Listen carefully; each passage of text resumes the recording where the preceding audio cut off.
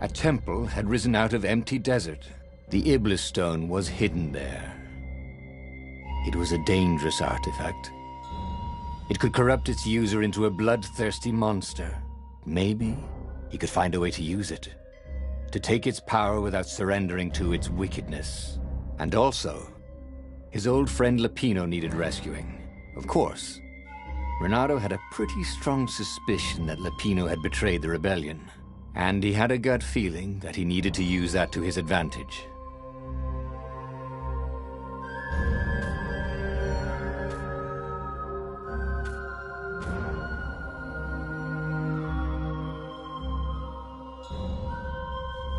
Renato finally realized that Lapino was a traitor to the cause, and maybe Renato could use that somehow. Renato couldn't quite put his paw on when he'd realized Lapino was working for the Empire. He'd never exactly seen Lapino sending coded messages to the palace, but he was sure. The rabbit had been on too many disastrous missions where he was the only survivor, or where he accidentally missed getting on the boat that went down to the abyss in flames. If Renato could prevent Lapino from getting back to the fleet with all the intelligence he'd probably gathered, it might be worth the trip.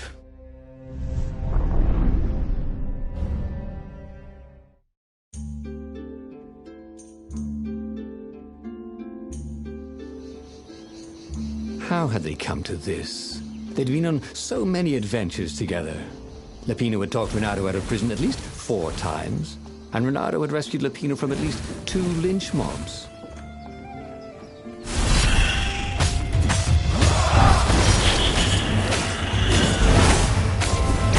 Oh, now you smell even worse.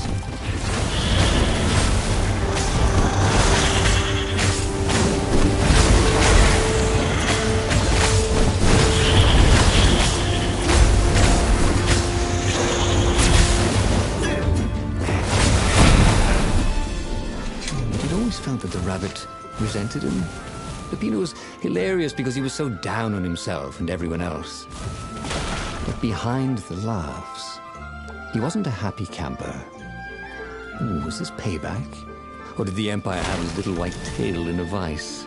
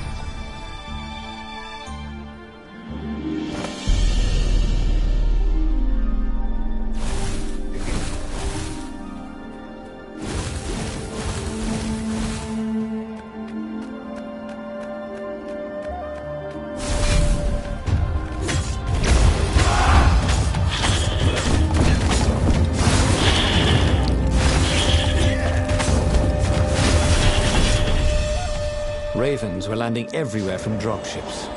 He'd better get moving. If they got to Lapino first, the rabbit would give the Empire all the intelligence he'd been stealing from the rebellion, and they'd probably give him a medal. He'd have to be very careful about how he played Lapino. At the slightest hint of danger, the mad rabbit would take off like a rabbit.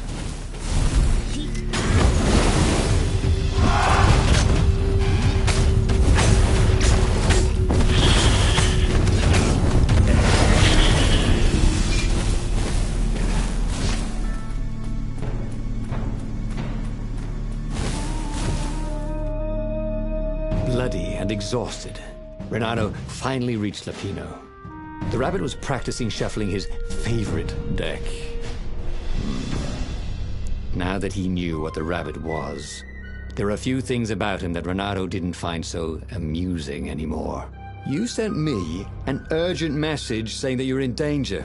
Oh, I am. The Ravens are coming. Now, I got a clever plan to kidnap Zenobia.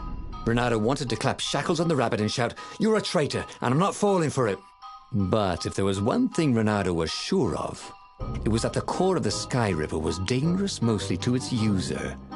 If he could put it in the Emperor's hands, old Isengrim III might blow himself and his fleet up with it. Yes, that was it.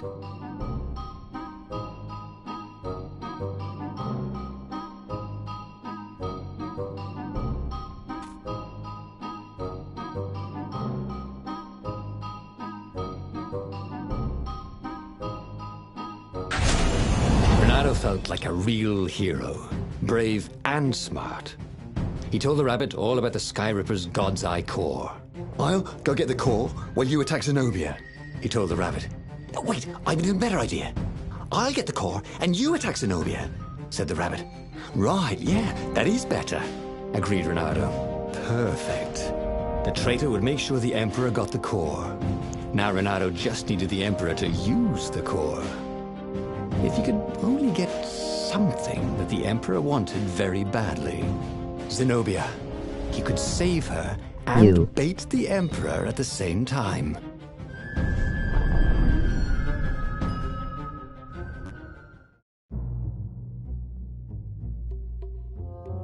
Right. Now, all Renato had to do was fight his way through Zenobia's invading troops, sneak onto her ship and into her bedroom, and kidnap her without any of her dozens of guards alerting her. Then, he would rely on her love for him to convince her how evil her father was, so she'd run away with him instead of going back to her father, who was going to blow himself up. It did sound a little risky. But Renato had a feeling it would work out somehow. It always did.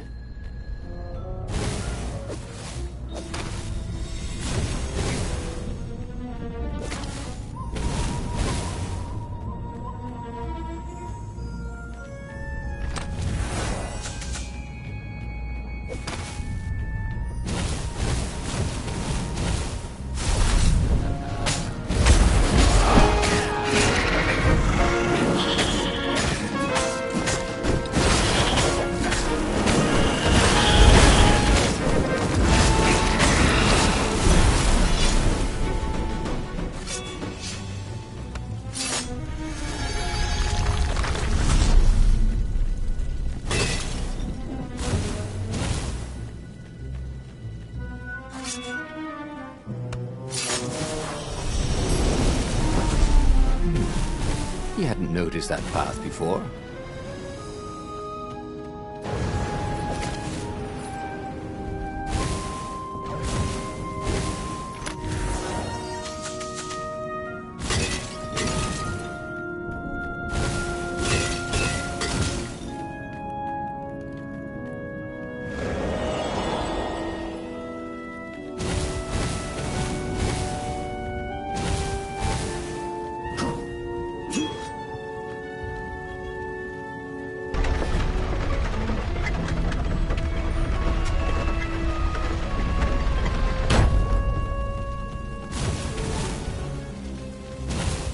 Gogglers. Renato hated gogglers. It was almost impossible to sneak past them. If one didn't spot you, another one would.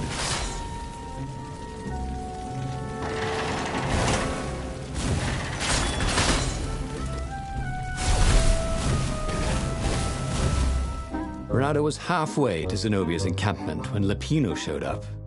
He was disheveled and distraught. "They jumped us. I barely got away. Oh, they got the core." Oh, it was all going according to plan, thought Renato. Now he just needed Zenobia on his side. Yes, that was even better. The Iblis Stone. Zenobia could get it. And then the Emperor would have to pursue them. Wait, no. The gem would corrupt anyone, even her. That's it, he thought. Even Lepino. Even though Lepino was already a traitor. It would turn him against his secret master, the Emperor. he would try to make himself emperor. And the emperor would have to defend himself with the core. Boom. He was a super genius.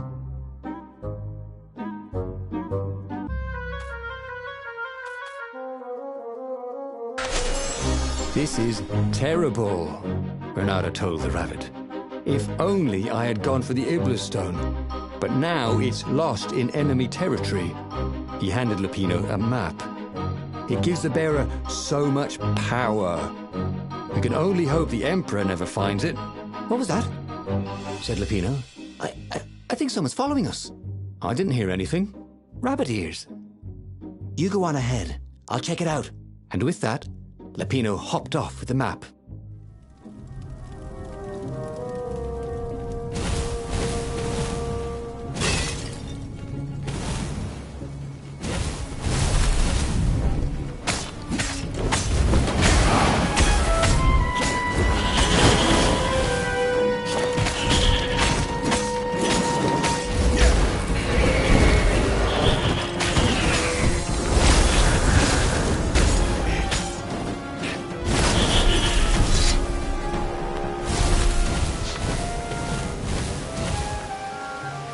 Renato slinked through Zenobia's ship, making no sound at all. She was curled up on her bed. He'd forgotten how beautiful she was, how sleek, how soft. He tapped her on the shoulder with his sword. She was made of smoke, and he noticed he had a very solid blade to his throat. Did you really think you could capture me?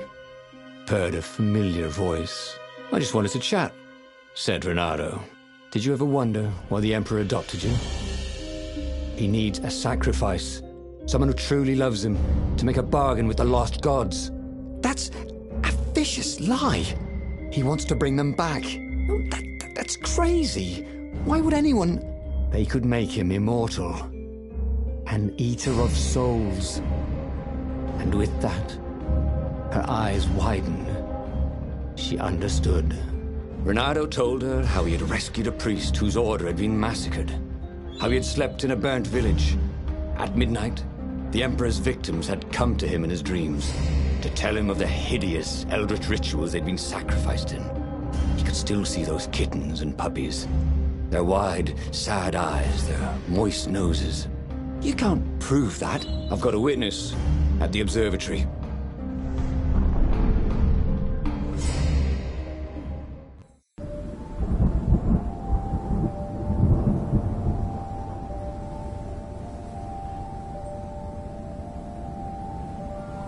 He couldn't tell her, not yet, why he was really here. He didn't want her to be anywhere near the fleet when her father blew himself and Lupino up. So he told her about how the Emperor's obscene rituals had raised ancient artifacts out of the land. How he'd followed the appalling trail of the hideous horrors His Majesty had perpetrated for the sake of his own immortality. Any of this ring a bell? He said. He told me it was all lies. You've always known when I was lying. I always hated that about you, said Renato. The rebellion had started after atrocities that the Empire hushed up. Renato had rescued a priest whose order had been massacred for one book. He had slept in a burnt village. Dead kittens and puppies had come to tell him what the Emperor had done to them.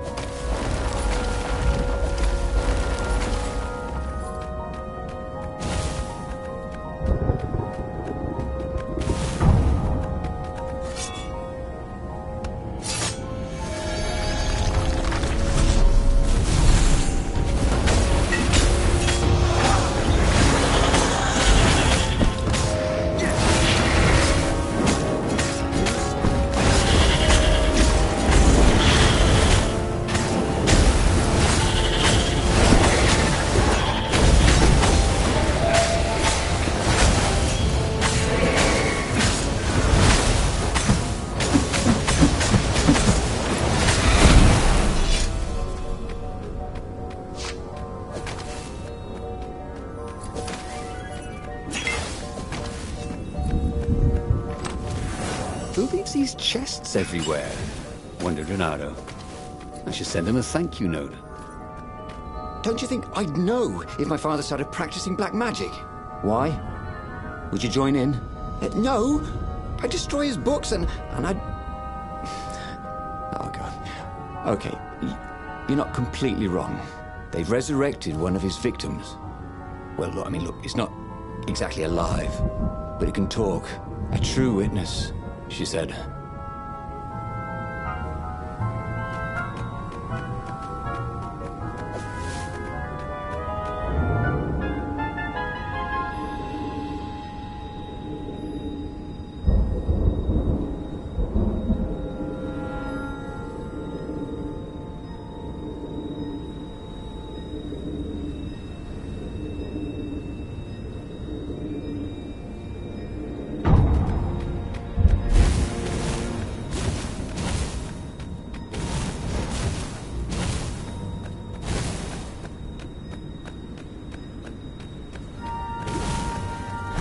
Imagine if you built a house on one of these things. Oh, that would be amazing. It would be like having a boat.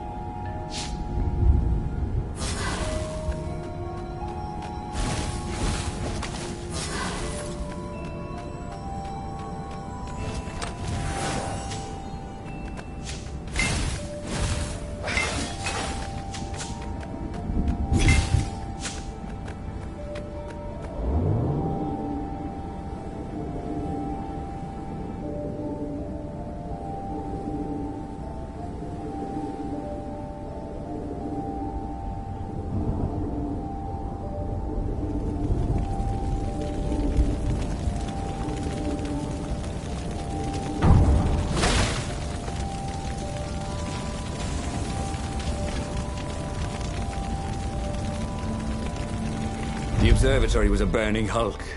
Dead scientists and black feathers everywhere. The Ravens had taken special care to burn the reanimated witness to cinders. Zenobia stared at the carnage. He didn't want me to hear the witness, did he? I guess not. What's your plan? She asked. So, Renato explained his brilliant gambit. Sending Lapino to get the Iblis Stone, become super powerful and corrupted, provoke the Emperor into using the core against him, thus blowing up both of them, and hopefully the fleet too. Let me visit your council, she said, shaken. I want to help. Could he really trust her?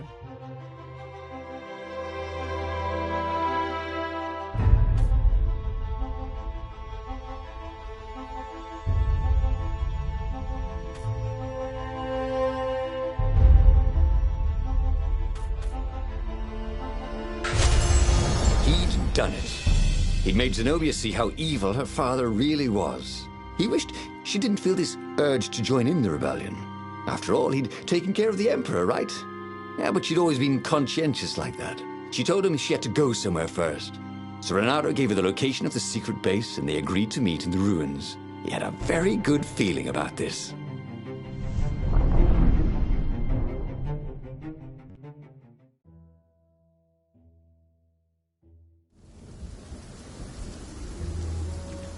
What had Zenobia gone off to do?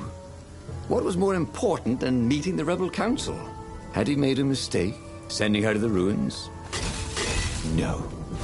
He knew they could trust each other. He could trust her because she never broke her word. And she could trust him because she could see right through him. Well, she'd probably be there well before him. She at least didn't have to fight her way through rainstorms of ravens.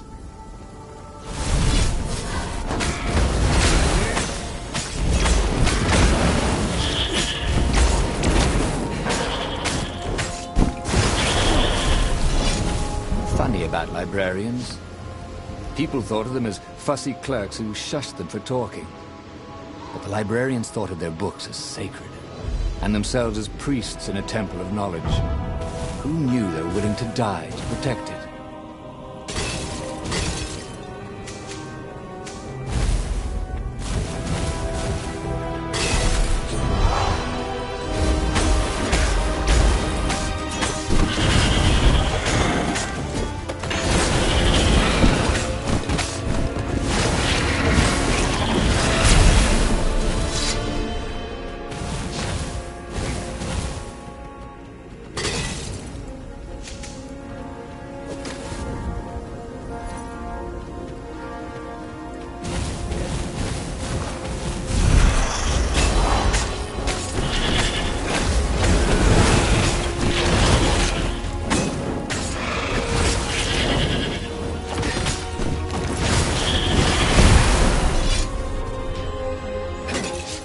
As he came around the bend, there was Lupino, unconscious on the side of the path. And Renato could smell a familiar, sweet, smoky scent. Who? Zenobia. It had to be. She never used a combat spell when she could use drowsy gas. That meant she had the Iblis Stone. What would it do to her? She hated her father now. She'd kill him for sure. The council wouldn't mind if she killed the Emperor, but murdering her father would destroy her. He had to get to whatever ledge she was on and talk her down from it.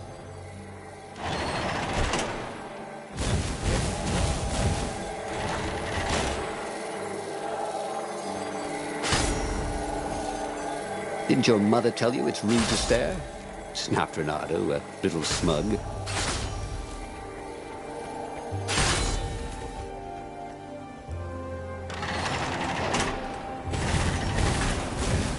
Long stairs.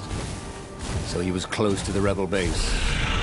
He was on fire. So far, so good.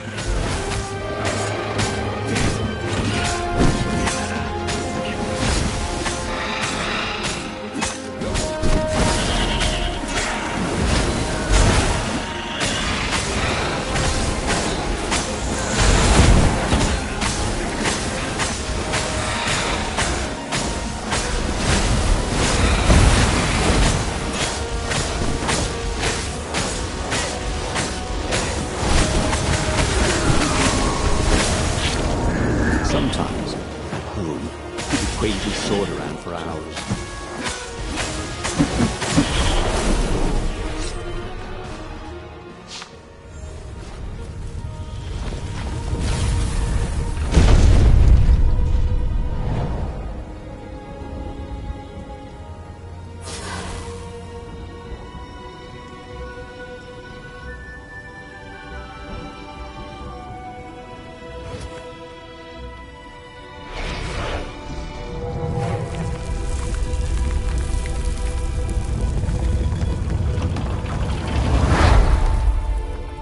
Everyone in the council chamber was dead. Zenobia stood shivering in the courtyard, drenched in blood. Why? He managed. They started arguing with me. I lost my temper and I wanted their blood. Well, not me. The stone did. Why did you take it from Lupino? I had a plan. You had a stupid plan, she said.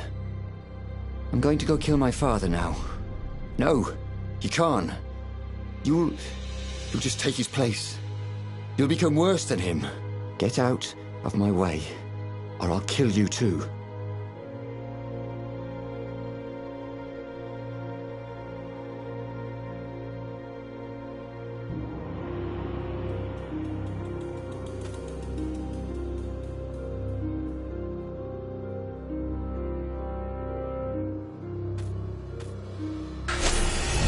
You won't kill me, he said. And I won't let you kill the Emperor. Enraged, she raised the sword. You hate him too? He could sense the Iblis Stone, yearning for his death. But she didn't strike. If If you kill him, he'll destroy you. I know you. Shut up! She shouted, her sword trembling. I won't lose you again. Not for anything. Get away from me, he said, and he was very close. I can't lose you again. And he was in reach of her sword now. I hate him! I hate you too! I love you, he said for the very first time. And then she was weeping. He was holding her. The sword had dropped from her hand. He glanced at the Iblis stone. It was no longer the black of the void. It looked like coal. No. It glowed, like a cinder. It was crackling, burning, crumbling into ashes. You've always loved me, haven't you? She said. She was weak. The stone had taken so much from her. Always, he said. She staggered as he helped her up. Let me take you away. Where? The island of Avalon. The sisters will heal you. He'll follow us. Then we need the Farfarer, the fastest ship in the Empire.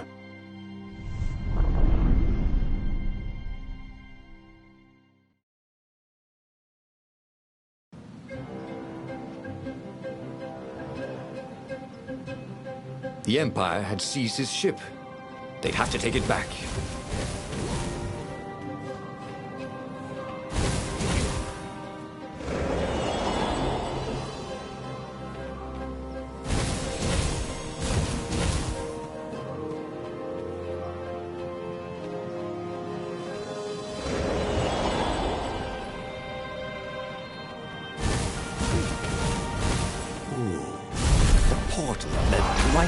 Middle of the fleet. It was a glaring weakness in the defense.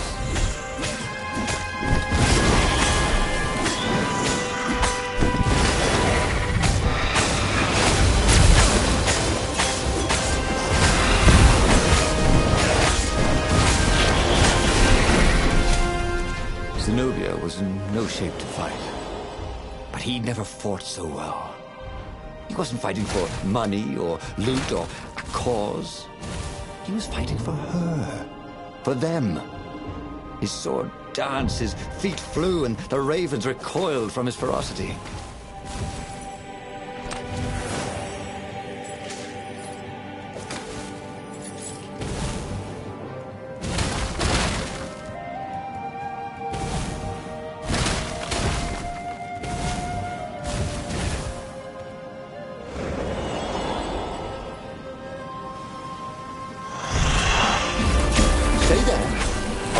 Fellows.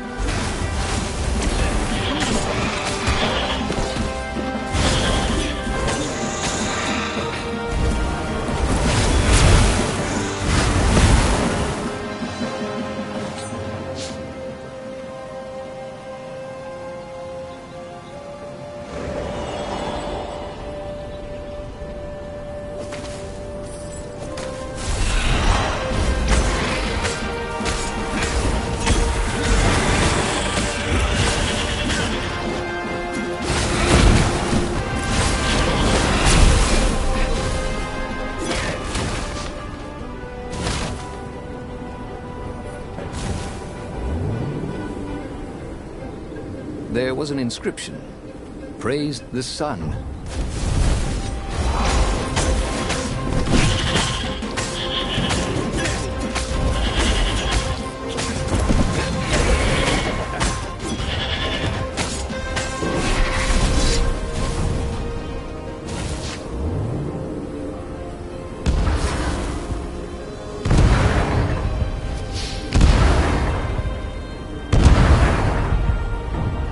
There it was, his beautiful skycraft, the Farfarer.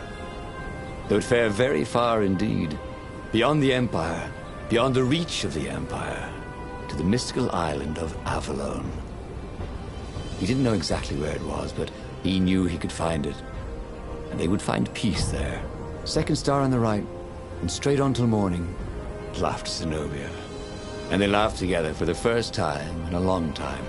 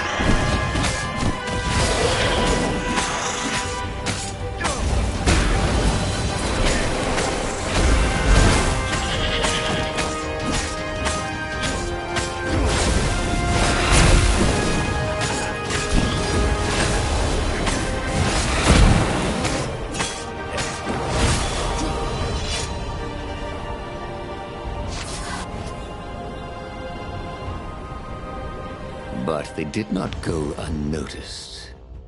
Scout ships lifted off, and the long lance of the Imperial flagship. Bernardo turned downwind to gain speed.